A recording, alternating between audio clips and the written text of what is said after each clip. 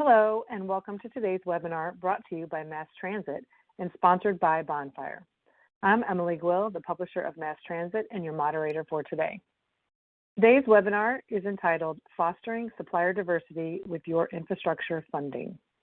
This presentation is both live and interactive, so you can ask questions at any time via the Ask a Question box in the presentation window. We will answer as many of these questions as we are able to during the Q&A portion at the end of the webinar.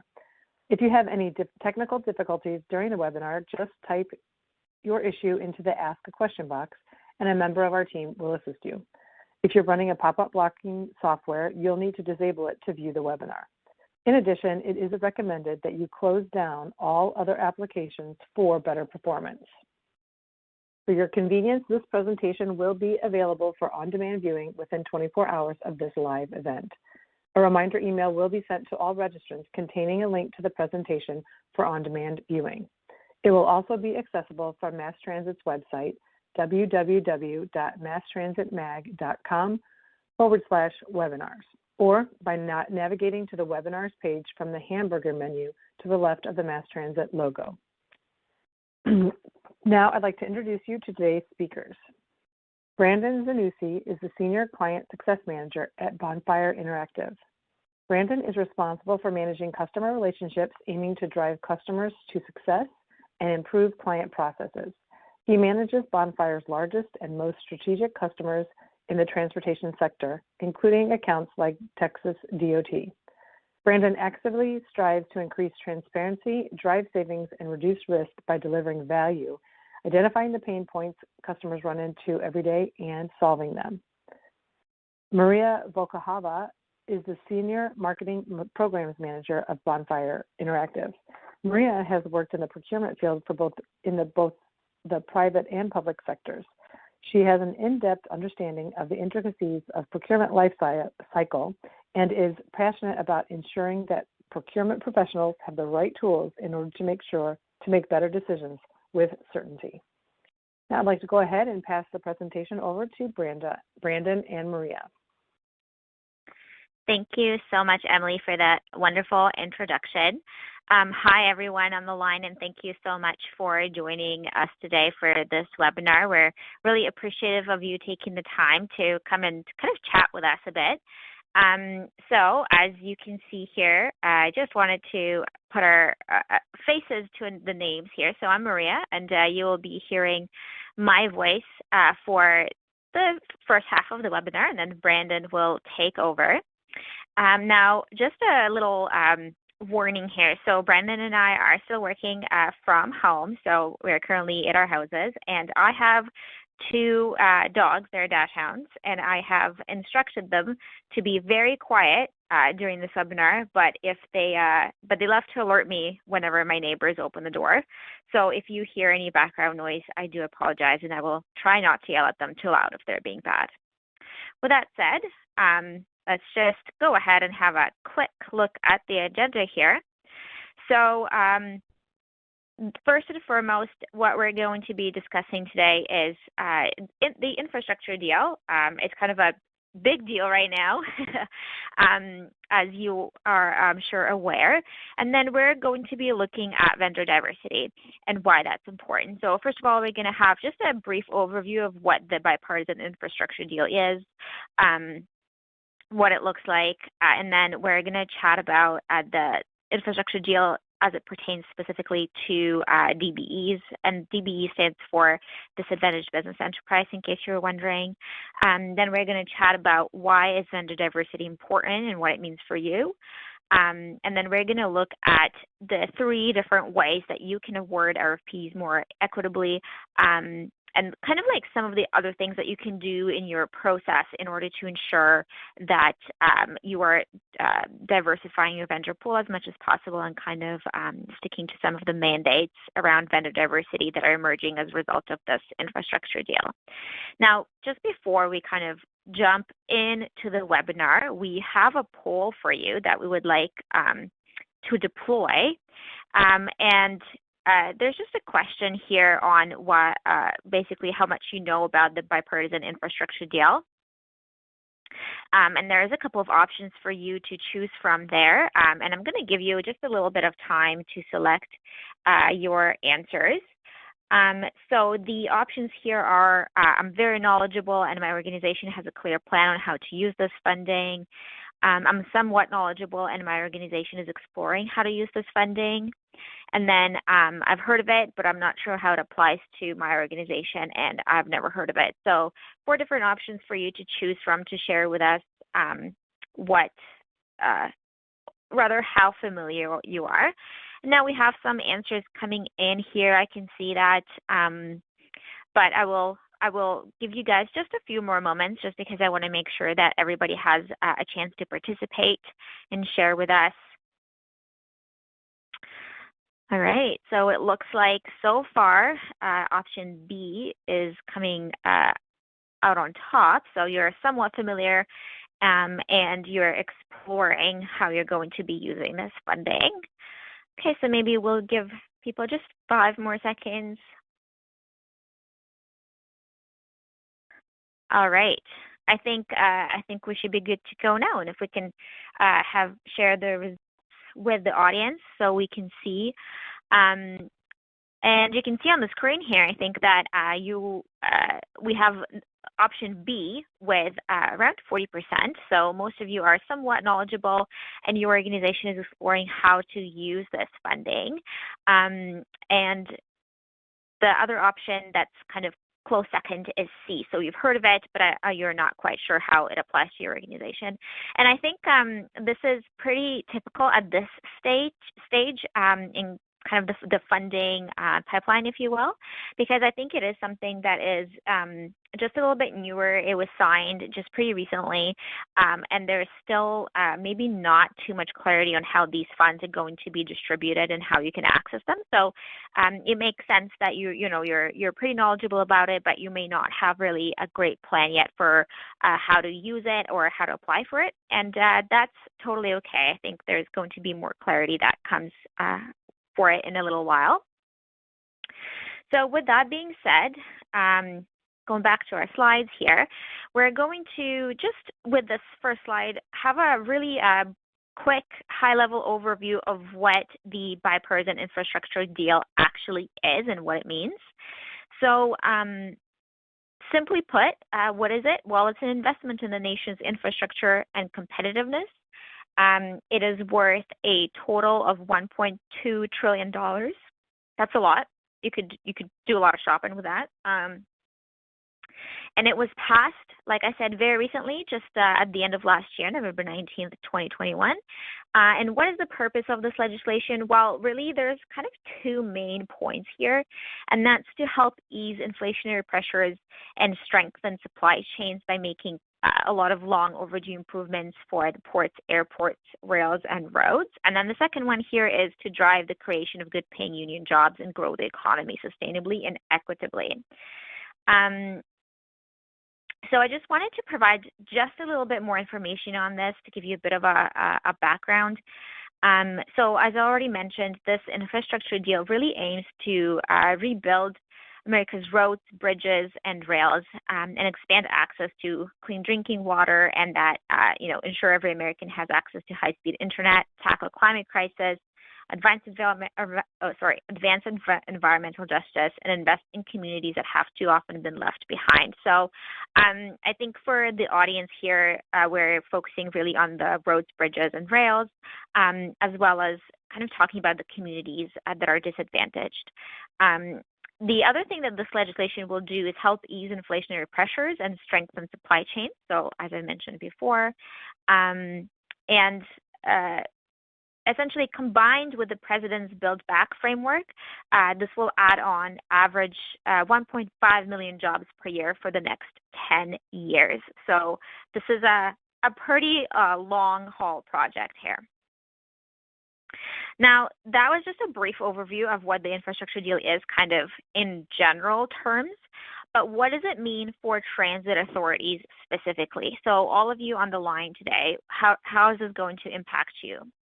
Well, actually, out of all public sector industries, the infrastructure deal arguably most directly impacts transit authorities. That's you guys. And that would be because there's almost $80 billion, so 89.9 to be exact billion dollars, is being allotted to rebuild America's roads, bridges, and rails. So basically, that's guaranteed funding for public transit. And that's actually the largest federal investment in public transit in history, which is pretty insane. So this legislation will expand public transit options across every state in the country. It will replace thousands of deficient transit vehicles, including buses, and it'll replace them with clean, zero-emission vehicles. It will also improve accessibility for the elderly and people with disabilities. The funding will also upgrade airports and ports to strengthen supply chains, which we know have been a bit of a problem recently. It will also help prevent disruptions that have caused inflation. And of course, all of this will help improve U.S. competitiveness. It will create more and better jobs at these hubs, and it will reduce emissions. And this is really cool, but this is actually going to be the largest investment in passenger rail since the creation of Amtrak, and it will create safe, efficient, and climate-friendly alternatives for moving people and goods. So this deal also impacts transit authorities' procurement processes specifically, and most notably with new increased targets for direct procurement from diverse suppliers. So I know I kind of am talking maybe a bit quickly, and there's a lot of information that I'm covering here. So if you have any questions about anything that I'm saying here, or if there's anything that you would like us to clarify, please don't be shy and type your question into the Q&A box, and either Brandon or myself will be more than happy to answer them at the end of the presentation, but do put your questions in as they come up for you. Let's explore now the kind of last bit that I touched on there. So the infrastructure funding is, like I said, going to impact your procurement processes and your procurement teams, most kind of notably with this new increased targets for direct procurement from diverse suppliers. So we talked a little bit about disadvantaged communities, and this kind of feeds into that as well. So this is something that is absolutely central to this infrastructure deal, and it's this push to increase the targets for direct procurement from small and disadvantaged businesses. Sometimes we refer to them as DBEs, by 50% or $100 billion over 5 years. So DBEs, like I mentioned, are registered organizations, and they're typically women, minority, or veteran-owned. And, you know, at first glance, this might just look like any other item on your due diligence checklist. But I promise you it's not. Prioritizing supply diversity with your infrastructure funding is more than just about remaining compliant and making sure that, you know, you're crossing your T's and dotting your I's in your process. It actually has the potential to ensure best value awards so that you know you're optimizing your funding. So what I'm trying to say here is that this kind of prioritizing of investing in your supplier diversity processes and plans is actually going to benefit not only the suppliers and the community you serve, but it will also benefit you as a procurement team. And in the next slide here, we're going to chat about exactly how that's going to happen and why vendor diversity is important. So first of all, procurement departments have a unique opportunity to promote social good. So that's on the slide there. I just read that for you. I know you can read too. But what does that mean?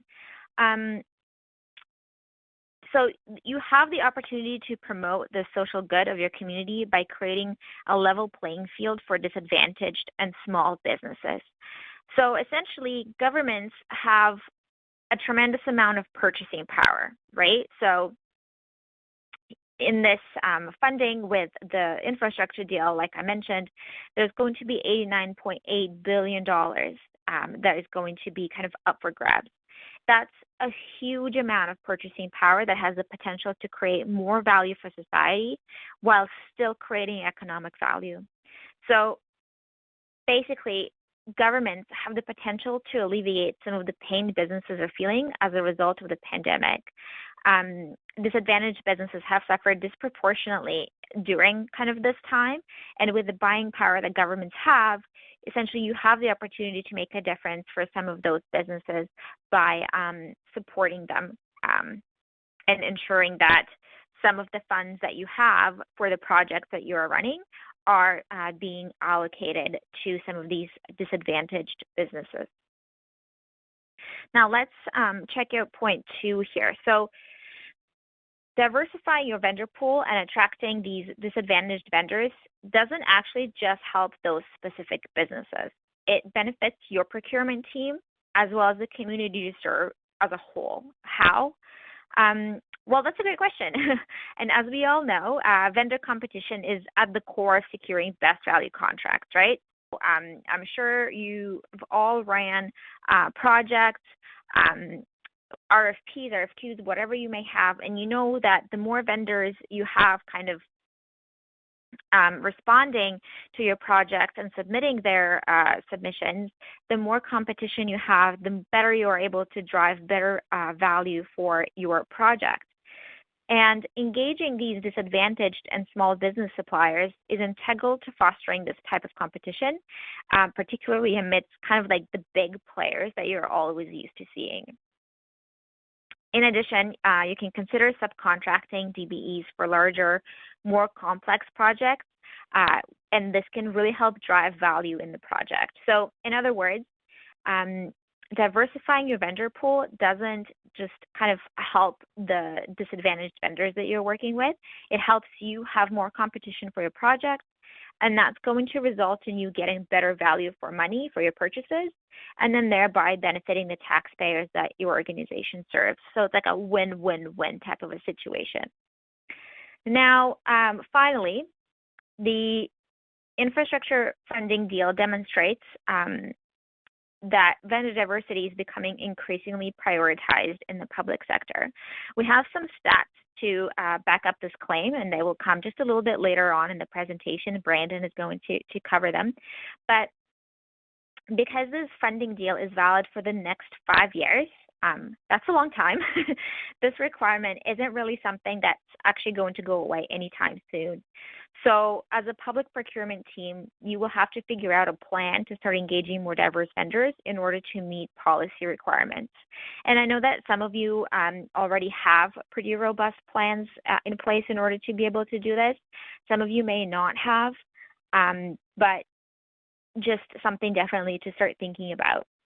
Now, you will also need to put reporting mechanisms in place that will allow you to demonstrate and account for your efforts. So, you know, this is all to say that if vendor diversity isn't something that has been a priority item historically, now is really the time to start figuring that out, so you're not having to play catch up when you're asked to report back. So kind of to sum this up, vendor diversity is important for many different reasons. Essentially, first and foremost, you have the opportunity to promote social good for the community of vendors, but then also the community at large that you serve, your constituents, your taxpayers. The other thing is you are going to be driving kind of more competition and getting the best value for your specific project, which is also very important. And thirdly, this initiative to increase supplier diversity in your project isn't something that's going to go away anytime soon. This infrastructure deal is over the next 5 years. It's here to stay, and you kind of have to start thinking about what is your plan to, A, attract more diverse vendors and ensure that you're meeting that policy criteria, but also how are you going to report back on it and actually kind of prove your efforts here. I hope this is all making sense to you so far. And we have our next poll, so we want to hear from you again. So we're just going to deploy that. And this time here, we just kind of want to understand how you would currently best describe your vendor diversity strategy. So again, we have 4 options for you to choose from, and they are, we have an established strategy with clear goals and a plan to meet them. this other option is vendor diversity is an emerging priority, and we plan to establish clear goals and strategies in the future. The third is we believe vendor diversity is important, but we don't have established goals and strategies yet. And then the last one is vendor diversity is not a priority at my organization. Now, just a reminder, there's no right or wrong answer. I just kind of want to understand from the people on the line here, what does your vendor diversity and your supply diversity plan look like? And it looks like there's a lot of engaged people in the audience. We really appreciate your response. And so far, it looks like A is actually coming out on top. So 62.5% of you right now have an established strategy with clear goals and a plan to meet them, which is really, really great to hear. I think I'll give people maybe 5 more seconds or so in order to allow everybody to put in their responses. We definitely want to see as many responses as possible. It's always interesting, I think, for us to kind of see where people fall on the scale and what their answers are. All right, so I think we've had about enough time now. So we're just going to share the results of the poll with you guys now.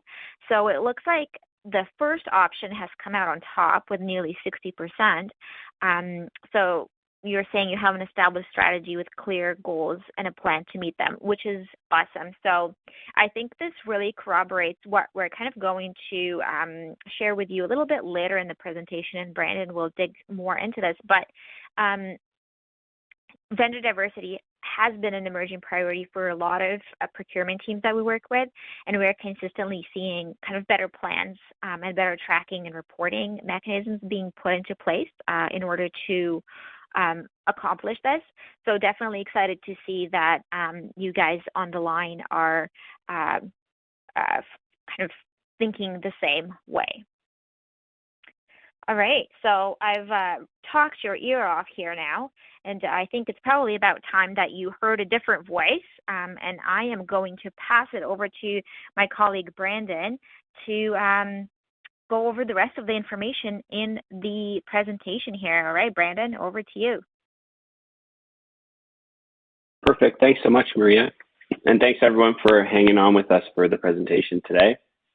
So now we're going to talk through a few different ways, as Maria was teasing, to award your RFPs more equitably. And as well, kind of the topic of the webinar today is, how we can boost vendor diversity at your organization. Now, number one, as you can see on the slide here, is encourage bidding by eliminating barriers for DBEs. So as Maria was touching on a little bit already, since minority and women-owned businesses may have fewer resources than businesses not categorized as DBE, it's integral that you try to eliminate as many barriers as possible in order to encourage them to bid. In our latest stated public sourcing report, we found that e-procurement use in public agencies has actually increased 38% since 2019, and vendors submitting bids through Bonfire's e-procurement solution has increased by 55% since 2019. Now, as more and more public agencies adopt online solutions to post their opportunities and evaluate bid submissions, you need to keep the vendor experience in mind, especially for these small and disadvantaged businesses. And thinking about things like, are there steps or processes that might create barriers for DBEs and, allow them to not actually participate in your procurement opportunities? An example of this is, some online bidding portals operate on a pay-to-play model. So this means they hide opportunities behind a paywall. So vendors actually have to pay to be able to see opportunities and see bid documentation. And this disproportionately excludes these small and disadvantaged suppliers. So really the goal here and kind of the message behind this is, if you want to encourage these diverse vendors to bid on your opportunities, you should really be investing in an e-procurement solution that's free to use for all of your vendors, and of course as well, one that's intuitive and easy to use as well.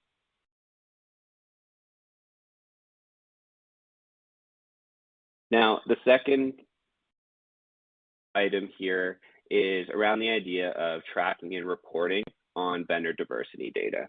Now, tracking vendor diversity, it gives buyers and yourselves a quick and easy way to gain increased visibility into the participation of diverse vendors. Now, as Maria was mentioning, with the new infrastructure bill and new policies that are emerging around supplier diversity, for a lot of agencies, this is becoming a requirement, not just a priority. Now, in the Bonfire projects and vendor modules, buyers can actually set vendor registration fields and easily collect information around a vendor status, whether as a DBE, maybe a small business, a nonprofit, etc. And this allows you to track and report on this information across all your vendors, and it allows you to bring this visibility into your projects to understand your diversifier participation as your projects progress.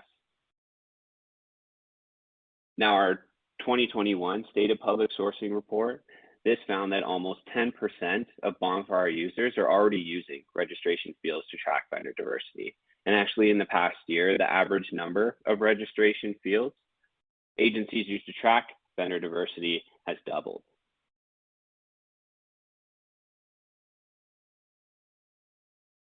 Now, the third item is around the idea of getting opportunities in front of more businesses and generating more competition amongst the vendors that are bidding towards your opportunities. Now, one surefire way to get opportunities in front of more diverse vendors is by casting a wider net through vendor invitations and specifically inviting these vendors to participate in your opportunities. Now, we've seen 66% of proposals are from invited vendors. And actually, in the past 2 years, the average number of invitations sent per project has increased by over 200%, 202% to be exact. And the idea here is, having access to a larger vendor pool, again, increases competition, and it dramatically improves your organization's ability to find the best value for their stakeholders across different categories. And as well, this translates to more competition in the market, including more diverse vendors, local small business vendors, and fresh options beyond, the tried and true partners, and ultimately, at the end of the day, the best outcomes for an agency. Now, we have an example here where at Bonfire, we have a current customer that we were working with, and as we mentioned earlier in the presentation, more and more public procurement teams are making an effort to ensure their procurement opportunities are available and inclusive to these disadvantaged vendors. And they're really focusing on adding measures into their processes that allow them to track DBE involvement and as well report on it. Now, what you can see on the slide here, one example of this is a transit organization that had made it a priority. That's the Port Authority of New York, New Jersey.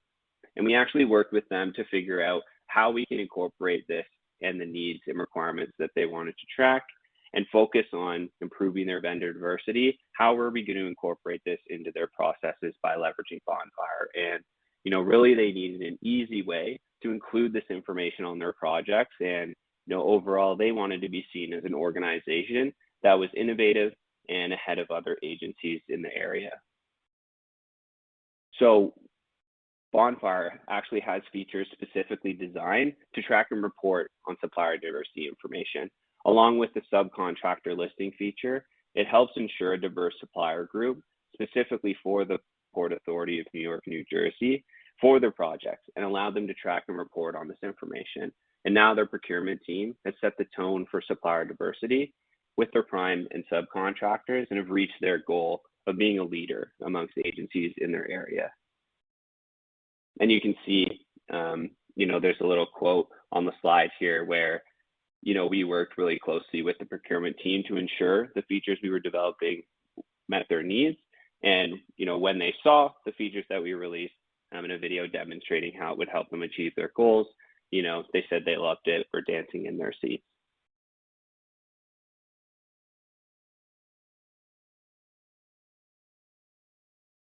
So as a summary here, you're probably thinking, so what? So as Maria was touching on, you have the infrastructure funding dollars coming your way. You might not have a super clear idea yet of exactly what projects you're going to run and how much funding you will be, required or be able to secure, but it's certain that your project volumes will increase as a result. So with this, you're going to have an opportunity to support in a meaningful way disadvantaged vendors and diversify your vendor pool. And not only is this the right thing to do, but as we mentioned earlier in the presentation, this is something that's going to be an important part of the infrastructure funding deal.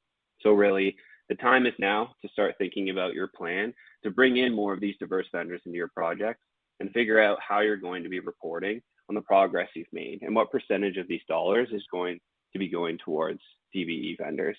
So start formulating this plan early so you're not playing catch up once you're there.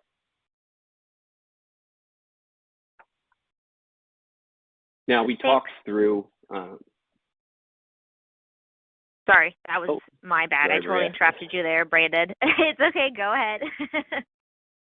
I was just going to say, everyone, we talked through some numbers and statistics in kind of the later part of the presentation today, and these were all pulled from Bonfire's 2021 State of Public Sourcing Report.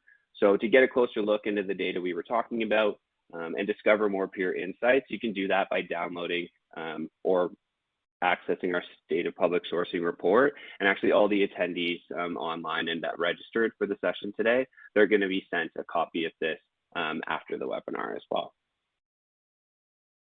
Yep.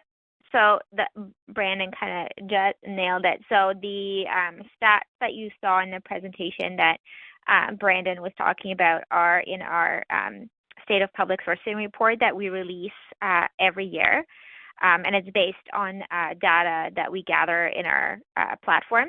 So you will be receiving a copy of this report in your follow-up just so that you can have a little bit more information about what we talked here today. Now, just before we kind of jump into the questions, now I think this webinar is turning out to be short and sweet, which is totally okay. I think we're probably pretty tired of being on our laptops, so I'm sure nobody would mind if they got a little bit of time back in their day, could go for a coffee. But I just wanted to say that I think with the infrastructure funding, there is still a couple of things that are maybe not totally clear, like how can you sort of access the funding and what projects qualify. And I think these types of things are going to be defined and announced a little bit later on. And hopefully we'll be able to kind of bring you that updated information in future webinars or ebooks and things like that. And I see that there are some questions coming in here. So Emily, maybe if you don't mind, we can jump in and start to answer some of them. Sure, thank you. Just before we jump into the Q&A portion again, just want to give you a quick update. If you can, I just encourage you to submit your questions into the Q&A box on your console if you haven't already done so. We have gotten quite a few. The first one is, should we be adjusting our evaluation criteria to accommodate DBEs? So I can take that one. So yes and no. I would definitely say that it's very important for you to kind of reevaluate your evaluation criteria, or just like your RFP documents, sort of, or RFQ documents in general, to ensure that what you're asking for is very clear. And this kind of goes for not just DBE vendors, but any vendor. It's really important for them to understand exactly what would be kind of required and what you're asking for. And then in terms of, evaluation criteria, it should definitely be something that you, look at because it's important kind of to consider how you're scoring the criteria if you are potentially in a way that might be kind of reinforcing these barriers. And then so by kind of rethinking your evaluation criteria a little bit, you can promote greater diversity in your vendor pool and in your relationship. So, for example, you can kind of create scorecards that help reflect DBE status and ensuring that you're capturing that information and that is being part of your evaluation criteria, if that makes sense. I hope that answers the question. If it doesn't, let us know. But maybe we can move on to the next one. Sure. Many DBEs are supplying operators or the bus driver labor workers. How does this apply to them? That is a great question. I'm not entirely sure what is being asked here, because it applies to them in the same way, I think. So if like operations, like if staffing, for example, is part of the request for proposals or quote or whatever that like a transit authority puts out, then it's going to apply to these vendors in the same way. So essentially, the transit agency or authority that is putting out this request will need to ensure that they're kind of being transparent and accommodating and allowing more DBEs to be applying to that and responding to that request. So again, thinking about some of the things that I mentioned before, like kind of rethinking your evaluation criteria, tracking DBE status, so things like that. I hope that hope that helps. Yeah, great, thanks. The next one is, does Bonfire work in conjunction with B2G Now to import data? So we do work with we integrate with a variety of different platforms, and we do have custom integrations. So it's the answer is a qualified guess. But we can follow up with you and provide more information on that as well. Great. Next one would be, do agencies share their plans and strategies for diversity? It depends. I think most of them do. I know that we have a couple of clients, in particular in the transit space, that actually do post those strategies and plans on their website, so that they're easily accessible and you can see what they are. So it kind of, I think, depends on the individual agency, but for majority of them, they would, yeah. Okay. And then what innovative solutions or processes do you recommend for procurement teams that are under a lot of pressure to save costs despite the limited resources? So this is another good one. And definitely, I think, particularly the limited resources part is a problem that we're encountering a lot lately. So there is definitely, you're having to kind of balance a lot, right?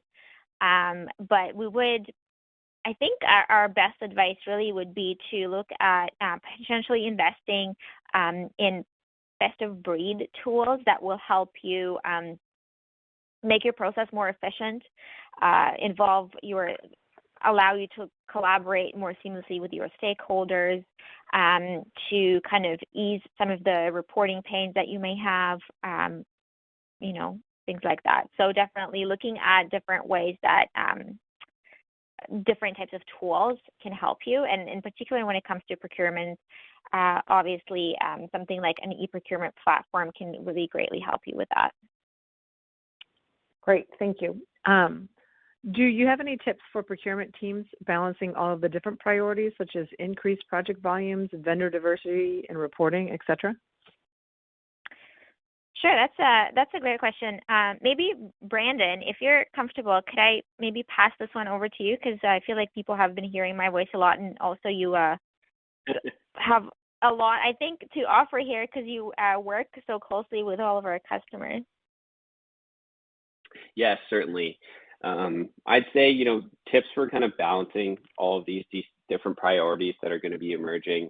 It's a lot of different things to focus on. So kind of similar to what Maria was mentioning, investing in investor breed technology to help you manage these things is definitely helpful. And, finding a solution that allows you to centralize all of these initiatives, centralize your projects, allowing you to track your vendor diversity against your vendor pool and reporting on all your procurement activity.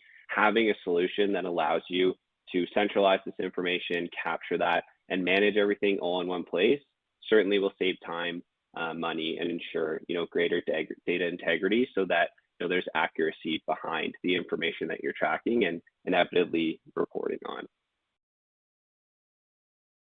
Great. Let me have a question. Are the dollars, and I assume that means funding, also for operation of the services? Yes. So I think this is a question specifically related to infrastructure funding. Now, I know that there are different types of projects that this infrastructure funding is meant to support. I am not entirely sure if they are if services are part of it. I would think so, but in order for you to kind of get like the most comprehensive answer to that, there are a couple of resources that we can send you so that you can have a look and kind of see for yourself. But it really just depends on whether or not the project that you're asking for essentially gets approved for the funding. And there are, I think, pretty clear criteria for what projects are going to be approved. Great, thanks. Will Bonfire consider contacting the FTA Office of Civil Rights to arrange an outreach event with both recipient transit authorities and transit vehicle manufacturers, TVMs? That is a fascinating question. Thank you for asking it. I don't know. Maybe we will. We can reach out to you just maybe to understand a little bit more what that would entail and what kind of you're looking for.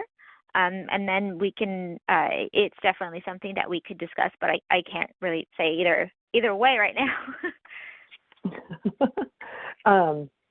Good. And then let's see, most agencies are not making diversity a stated goal until the RFP. Most teams are formed prior to or at the RFQ level. Wouldn't it be beneficial for these goals and scoring to be specified at the RFQ level to increase opportunities for SBEs and DBEs? Yes, I would probably agree with that. But I think it depends on like what the process is, because I mean, it depends on what the agency process is. I'm not sure what you mean by most teams are formed prior to or at the RFQ level,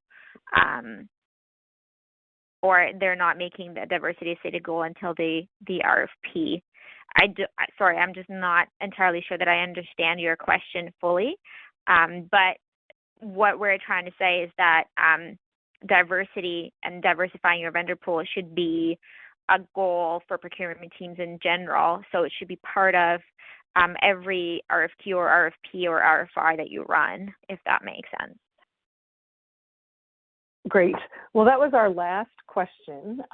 So if we didn't get to your question, then we will, the Bonfire team can reach out to you if you have any specific questions or need something else answered a little bit more deeply. So we'll be able to do that.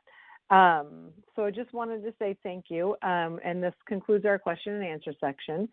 And on behalf of MassTransit and Endeavor Business Media, we'd like to thank our sponsor, Bonfire, for making today's webinar, Fostering Supplier Diversity with Your Infrastructure Funding, possible. Thanks for joining us today, and we look forward to serving you with future webinars. Have a great day.